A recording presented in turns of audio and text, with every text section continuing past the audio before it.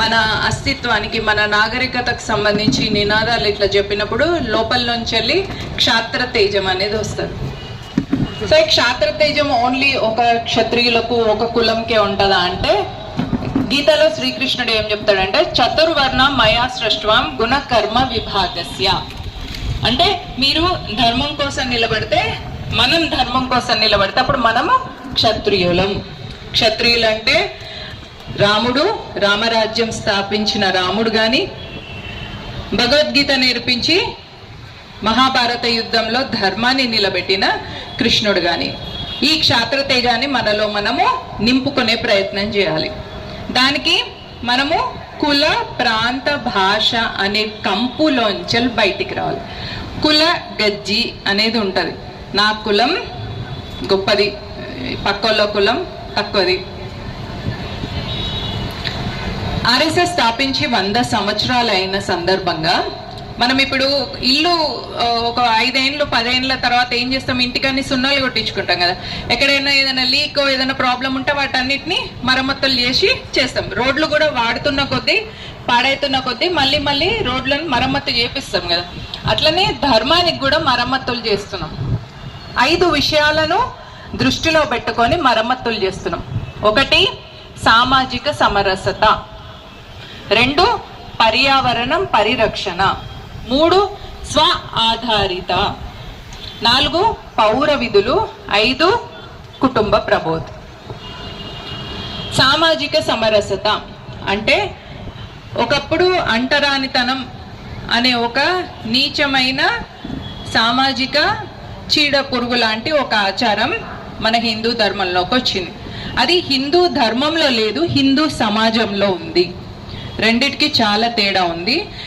అంటే కాలక్రమేణా ఇప్పుడు నీళ్లు ఫ్లోయింగ్ ఆగిపోతే ఎట్లయితే అక్కడ దోమలు, పురుగులు అట్లా ఉండిపోయే ఉంటుందో, అట్లా హిందూ ధర్మంలో ఒక చోటు వచ్చిన తర్వాత అంటరానితనం అనేది వచ్చింది. ఈశ్వర సర్వభూతానం అన్న తర్వాత ఎట్లా ఒక వ్యక్తి అంటరాని వాడైండు, ఎట్లా ఒక వ్యక్తి గొప్పవాడైండు? తప్పు కదా ఇది. అట్లా ఒక వ్యక్తిని, ఒక సామాజిక వర్గాన్ని గుళ్ళోకి రానియకుండా చేస్తే తప్ప కాదా?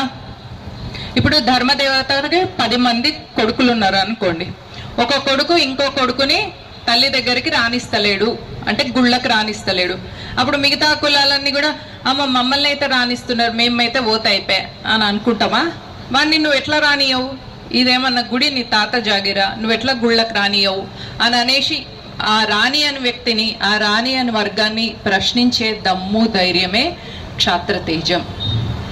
ఈ సామాజిక సమరసతను మనం పెంచుకోకపోతే, కుల గజ్జితో ఉంటే మన ధర్మాన్ని కాపాడుకోలేం. ఎందుకంటే మన ధర్మం మీద దాడి జరిగినప్పుడు ఎప్పుడు కూడా విదేశీ మతాల నుంచి వచ్చిన వాళ్ళు మనల్ని హిందూగా చూసిండు కానీ కులం వాళ్ళని చూడలేదు. ఎక్కడైనా చూడండి, పాకిస్తాన్ నుంచి వెళ్ళి భారతదేశం విడిపోయినప్పుడు పాకిస్తాన్ నుంచి వచ్చే హిందువులందరినీ ఈ కులం వాళ్ళకి ఎగ్జామ్షన్ ఇచ్చి మిగతా కులం వాళ్ళని నరికేసిండ్రా, లేకపోతే హిందూ అని కాదా అని చూసి నరికేసిండ్రు.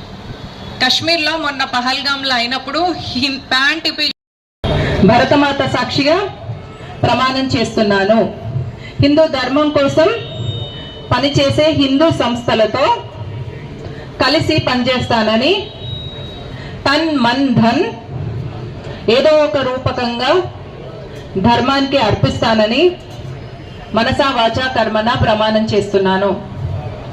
ఏ వస్తువు కొన్నా తోటి హిందూ దగ్గర మాత్రమే కొంటానని, ఏ ఇతర మతాల వాళ్ళ దగ్గర కొననని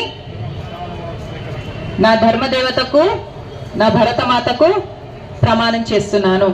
ఈ ప్రమాణాన్ని నిలబెట్టుకునే శక్తిని ఆ భరతమాత నాకు అందించాలని మనస్ఫూర్తిగా వేడుకుంటున్నాను.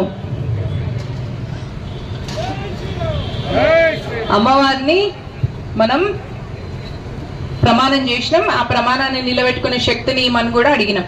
భరతమాత అంటే సింహవాహిని భరతమాత దుర్గాదేవి. అందుకే మనం ఇందాక వందే మాతరంలో త్వమ్హి దుర్గా దశ ప్రహరణ ధారిణి అని పాట పాడినాం. దాని అర్థం ఏంటంటే మనం అమ్మవారిని ఉపాసన చేస్తున్నాం, అమ్మవారికి మనం ప్రమాణం తీసుకున్నాం. దీప్తిని రగిలించాలి, నేను నాది నా ఇల్లన్నది నీచపు అలవాటు, మనము మనది మన దేశం అని కావాలలవాటు. హిందువులంతా ప్రతిదినము కలిసి మెలసి ఒకచో చేరి అమ్మ భారతిని కీర్తిస్తూ పంచుకోవలే మమకారం, పెంచుకోవలే సంస్కారం.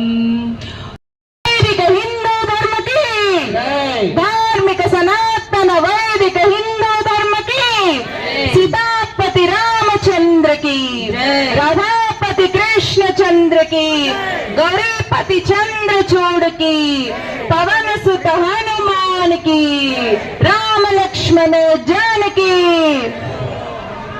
రామ లక్ష్మణ జానకి, భారత్ మాతా की